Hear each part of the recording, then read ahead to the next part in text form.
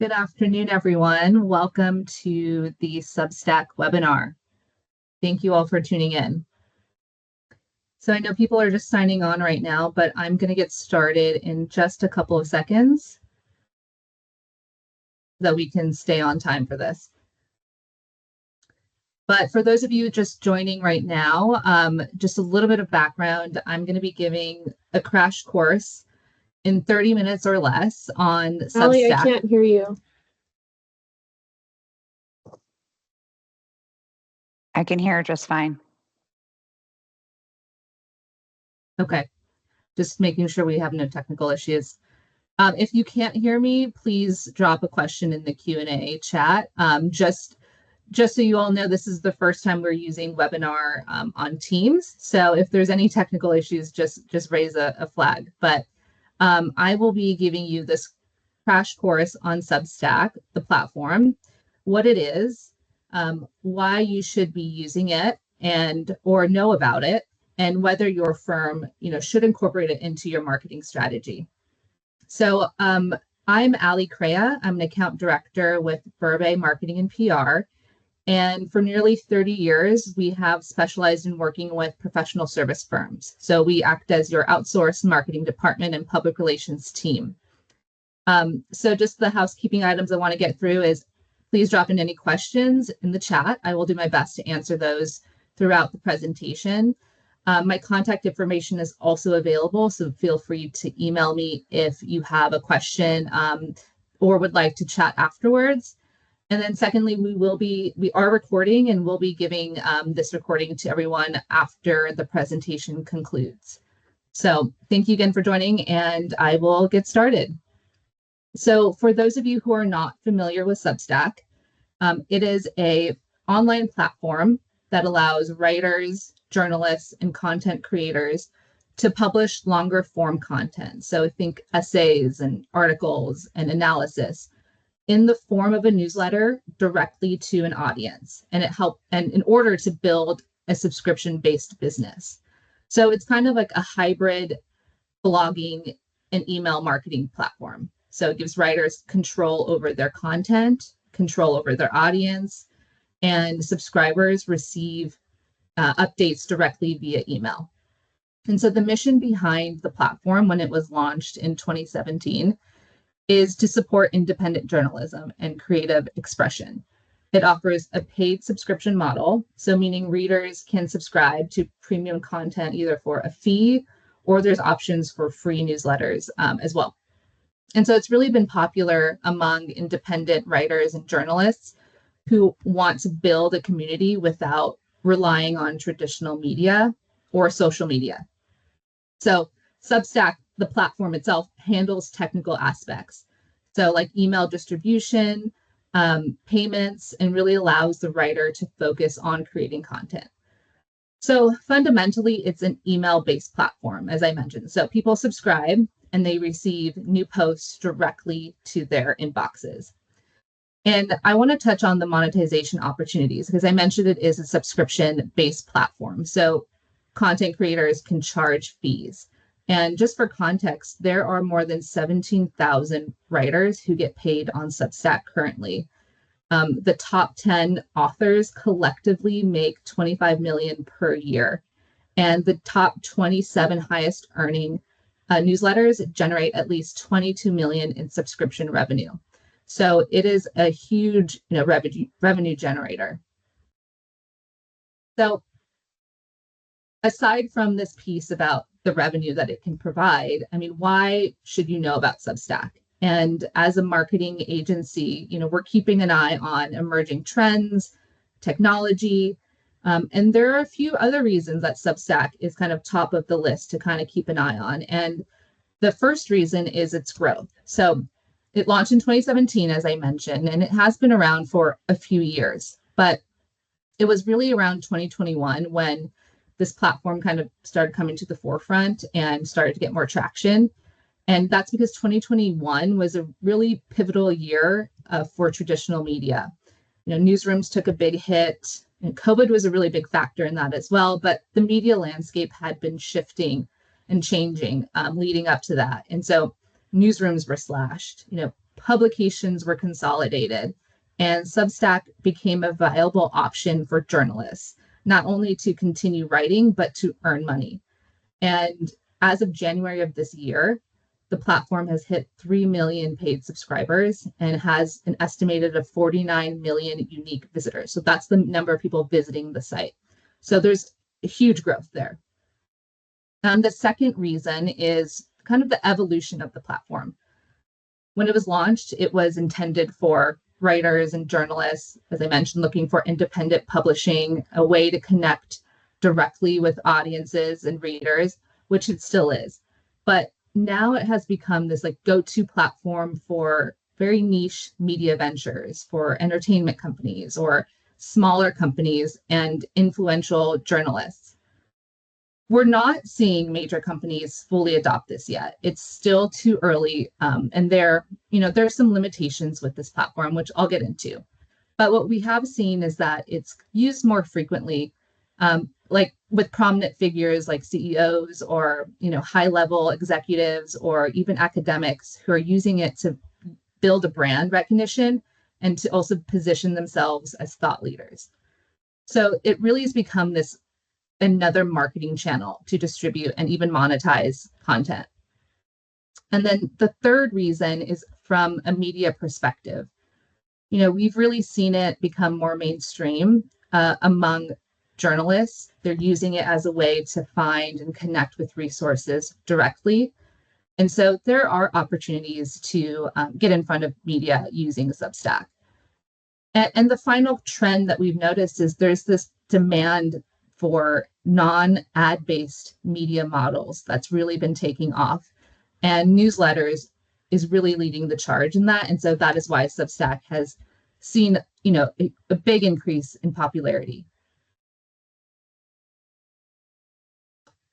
So some of the features of Substack, I'll get into, and why it has this direct to audience capability. So I think of Substack as this all-in-one publishing platform. It provides a website, email newsletter capabilities, community feature capabilities. And so I'll touch on a few specific features that, as I mentioned, really contribute to this direct to audience capability. It's what makes Substack unique. It's the comment feature. So think of this as when a subscriber receives an email newsletter, that individual can comment, but that comment goes directly to the author or the writer or the content creator. So that provides direct interaction. There's a feature that's called discussion threads. I think of this as very similarly to Reddit. If you're familiar with Reddit, it's like a message board. So writers can start conversations, they can post questions, and then subscribers can participate, ask questions, and interact with each other. Substack has the ability to host podcasts. So you can upload MP3s directly to the platform, and you can publish an episode either for free or, if you have a subscriber base, you can also charge, depending on your interest. And it's a really easy way to distribute the podcast. It has a couple of new features that recently launched, like live stream options. So you can host a live stream on Substack. And then you can also promote that live stream using the newsletter feature. There's also something called a live chat, which is another very new feature that recently launched. And I think of it as kind of a group chat for you subscribers. And that's really kind of to share immediate reactions and conversation. And the last thing I'll touch on is the content tiers. I know I've talked about how it's a subscription-based model. So there are many tiers that you can choose if you embark on a Substack newsletter. You can do a free Substack. It doesn't require to charge, but there's also different levels. You can offer different tiers of access. You can provide different levels of content or perks. So it's really up to you if you want to monetize your Substack and how in-depth you'd like to get. So a lot of you might, on this webinar now, might be using platforms like MailChimp or Constant Contact or HubSpot or more traditional email marketing platforms. And so you might be wondering, like, how is Substack different from these? So MailChimp and Constant Contact, HubSpot, these traditional marketing, email marketing platforms are all great platforms. They have a lot of capabilities. But the biggest differentiator between these platforms and Substack is the direct to audience capability, which we've talked about, and how it allows a creator to build an audience around a specific topic. The second way it's different is this all-in-one platform feature, the ability to distribute newsletters, to distribute a podcast, to have a live stream, and to facilitate conversation all in one platform. What sets it apart. But I have to touch on some of the limitations with Substack. And there are less sophisticated analytics with this platform. So you are not able to have any advanced marketing tools. You aren't able to segment your email list by customer. There's no A/B testing. And so you're not going to get any analytics beyond simple email opens and click-through rates. There's also very limited customization options when it comes to the newsletters. So you're not able to really brand a newsletter. It's focused more on the content. So a lot of limitations in that sense. So the other platform I've included here is Medium. And so I want to talk about how Substack compares to Medium. And some of you may know what Medium is, but if not, it's also an online publishing platform. It was launched in 2012, and it allows users to read, write, publish content as well. So for individuals who are interested in a Substack platform or a Medium platform, and don't have an audience, Medium has a built-in audience already. So if you're using Medium, you're going to be able to tap into that audience and kind of grow your own audience, just tapping into the network that's already there. Substack doesn't provide that. Substack, you have to build your own audience. You have the opportunity to do that and gain subscribers, but it really means that you're starting from scratch. And that means that you're going to need to create a loyal subscriber base to keep things moving along. And that means creating a digital marketing strategy for your Substack.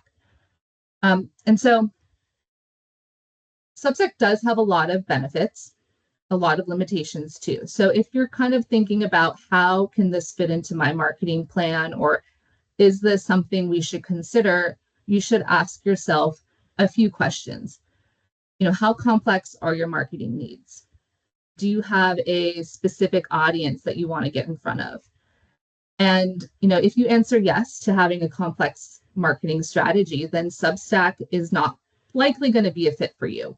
It has just very straightforward tools that are probably going to be insufficient for what you need.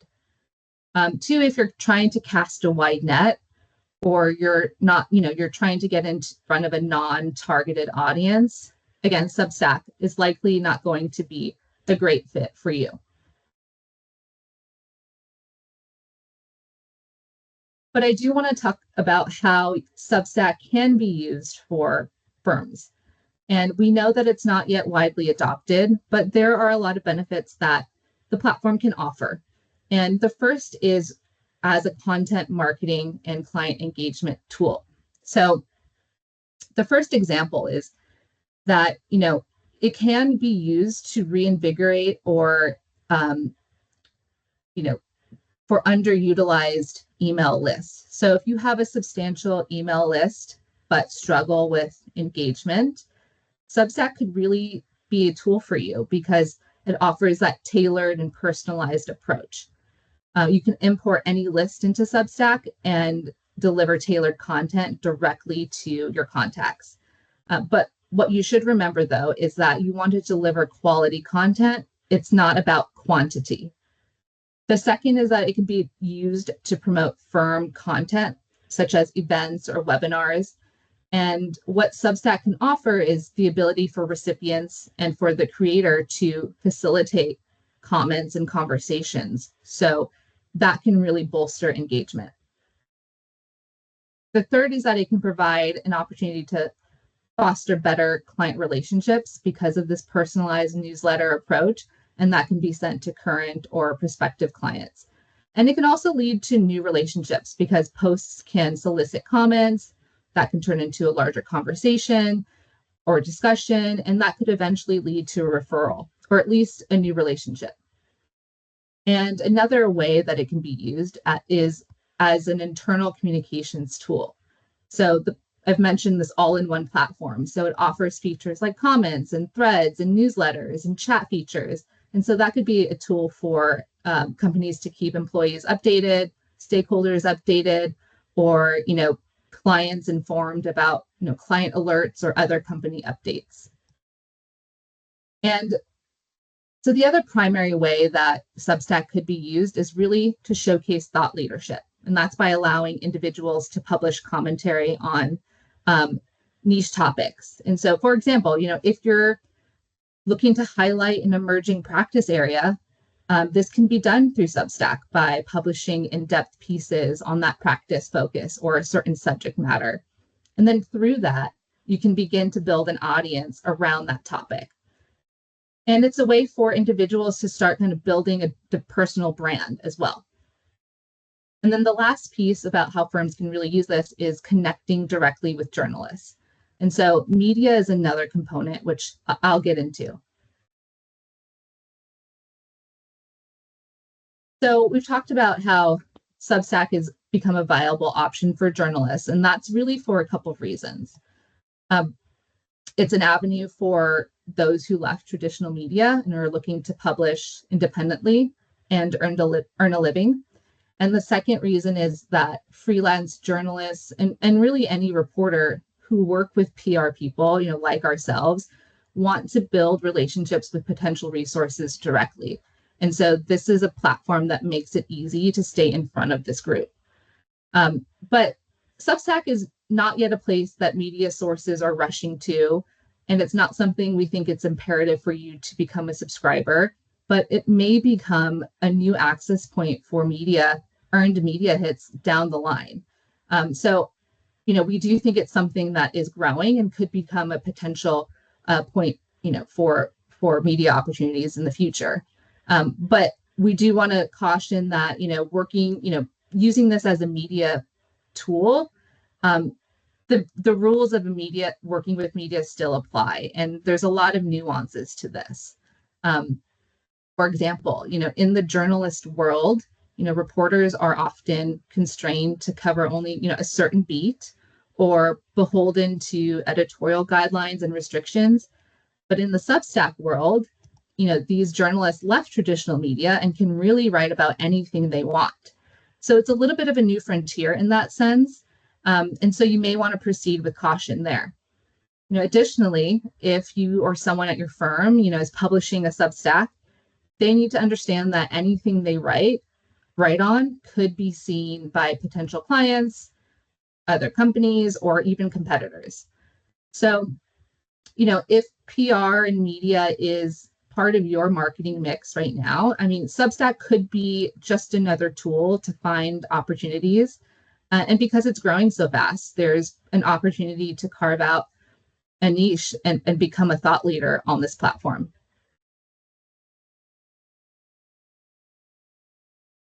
So the big question, should you incorporate Substack into your marketing strategy? Does it make sense for your firm? As you've learned, it's fundamentally an email-based platform where you're going to need to build a subscriber base. So unless you have highly compelling content that people love to share organically, you'll need to develop a digital marketing strategy to get the word out there about your newsletter and then to attract subscribers. So there's a few things you should be thinking about if you want to embark on Substack and if you want to have a sophisticated marketing strategy. And the first is really to define your audience and your niche. Substack is not meant to cast a wide net. It's for tailored, personalized connections. So if you don't have an audience in mind, Substack might not be the best place for you. The second is to leverage your current marketing efforts. So you don't need to reinvent the wheel when we're thinking about a digital marketing strategy for your Substack. But in order to successfully launch and grow your Substack, you need to promote it consistently. So that means promoting across all your social media channels, promoting it across firm newsletters, updating your website to include opt-in forms for Substack subscribers, and then utilizing SEO best practices as well, such as incorporating key terms in your writing, and that boosts your search rankings. And also, it could mean considering paid advertising, so LinkedIn ads or Facebook ads to promote your Substack. Because your Substack is not just going to grow on its own, right? It's going to take a thought out plan and consistency. And that should be incorporated across all your marketing channels. So from our perspective, there are many pros and cons to using this platform. And it may be premature for your firm to incorporate it now. But what's really important is that you understand how this platform works and that there's a growing demand for direct to audience content that fosters community engagement. And Substack is growing at a rapid pace, and the platform's evolving too. We've seen firsthand it gaining traction. So it's definitely something to watch and potentially consider for your own marketing needs. But hopefully now, after this quick 30-minute crash course on Substack, you have a better understanding of what it offers, and if there is someone that comes to you, a client or, member of your own staff that asks about this platform, you are a bit more knowledgeable about how it works and what to be thinking about if you're considering, using this platform as well. So I appreciate you all tuning in. I've provided my contact information here, so happy to connect with you afterwards. And just a reminder, we are recording, so we'll be sharing this recording with you after the presentation. So thank you so much. I really appreciate you listening and look forward to talking with you.